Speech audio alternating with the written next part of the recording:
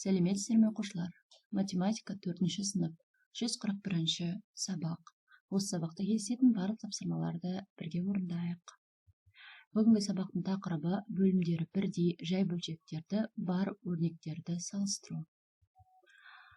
Балалар, міндетті түрде менің каналыма тіркеліп кетуді ұмытпаңыз, себебі менің каналымда түрлі сабақтарды бірге орындауға болады. Олай болса, бірінші тапсырма. Бөлшектерді өсу ретімен жазсаң, біздің галактика қалай аталатынын білесің. Галактика дегеніміз жұлдыздардың шоғырлануы, ол жұлдызаралық газдар мен тозаңнан және түнек материясынан құралған алып дүние болып саналады.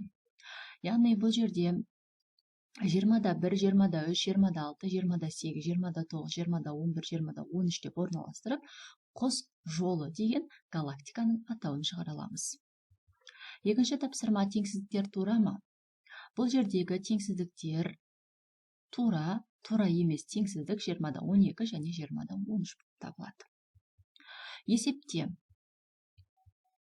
25-те 13 қосылған 25-те 2 қосылған 25-те 3, 25-те 18-ге тең. 34-те 19 азайтылған 34-те 6 қосылған 34-те 3, 34-те 16-ға тең. 90-да 7 қосылған 90-да 55 қосылған 90-да 5, 90-да 67-ге тең. 40-та 23 қосылған 40-та 5 қосылған 40-та 1, 40-та 29-ға тең. 80-ден 63, 80-де 15 азайтылған 80-де 9, бұл 80-де 69-ға тең. Және соңғысы 145-те 20 қосылған 145-те 18 жақша ішінде қосылады 145-те 29. Бұл бізде 145-те 67-ге тең.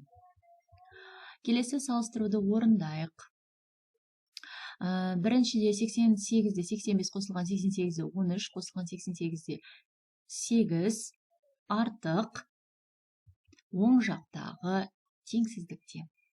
Және екіншісі 19-да 7 қосылған жақша ішінде 19-да 5 азайтылған 19-да 2 артық 19-да 2 қосылған 19-да 3-те. Бесінші тапсырма амалдарын орындалу ретін анықта және олардың өрнектерінің мәнін есепте. Біріншінде 864 қосылған 159 көбейтілген 28 қосылған 18258 ол 46902-ге тең. Екінші өрнекте 482 қосылған 829 көбейтілген 403 азайтылған 482666 45667-ге тең. Үшінші 1867 азайтылған 298 жақша ішінде көбейтілген 304 азайтылған 92888 384088-ге тең. Төртінші 228 қосылған 757 көбейтілген 74 қосылған 5810 581.618 654.508-ге тең болады. Міндетті түрде амалдардың орындалуын жазып алсаңыздар болады.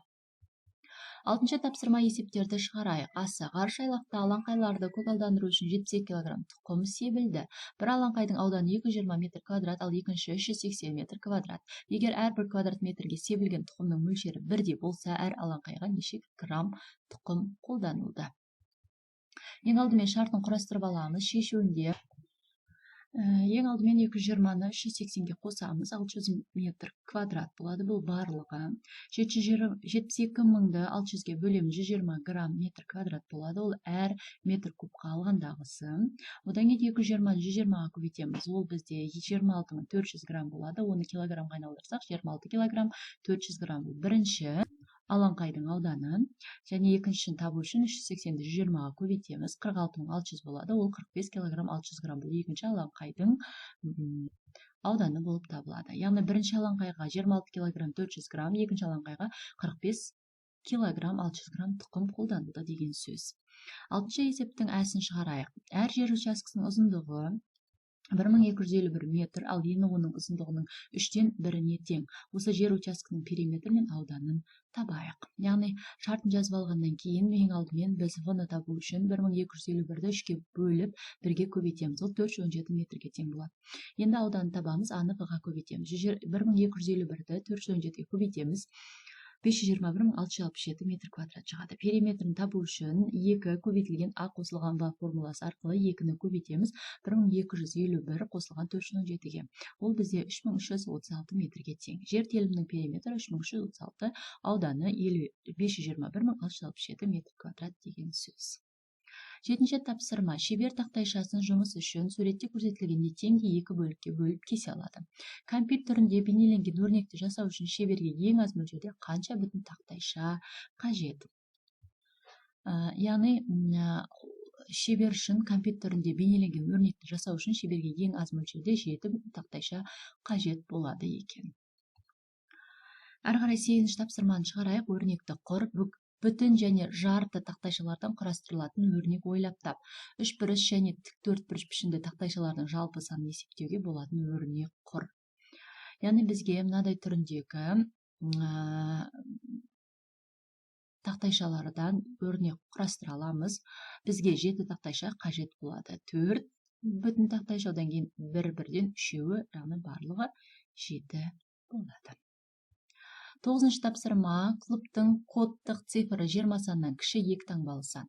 Арманға осы сан цифрларын қосындысы мен олардың көбейтіндісінің қосындысы сол санның өзіне тең екені белгілі. Бұл қай сан деп ойлайсың?